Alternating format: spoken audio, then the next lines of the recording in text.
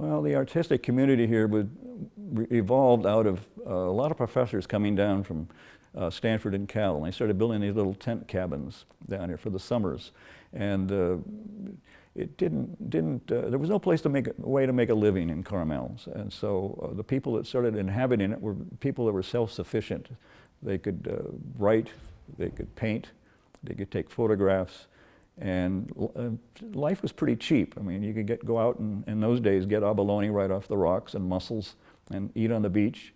And pretty soon the little tent cabins that the professors were building were turning into little board and bat shacks and little places, a lot of times with no foundation.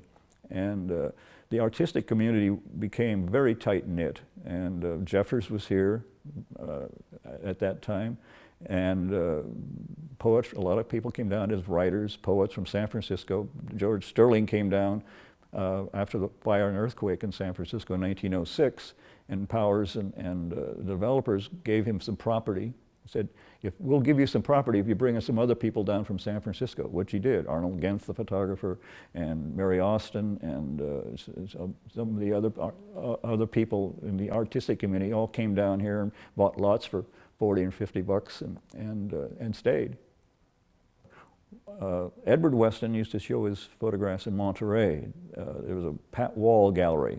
A man named Pat Wall had the first gallery back in the 40s and in Monterey. He showed Edward Weston's prints. They used to sell for as much as $10 a piece. And there was a place called the Rings Restaurant, became the Clock Restaurant later on. And Vic Knight was an old advertising man from New York, and he started this funky little restaurant called Rings. I don't know where that came from. But he used to have art shows and auctions of photography and paintings there a lot. And Ansel Adams, I think his paintings, his photographs were going for as much as maybe $20, $30 a piece. It was very low key. There was no tourism. Carmel was all artists and writers and musicians and very low key, creative people, professors from Stanford and Cal.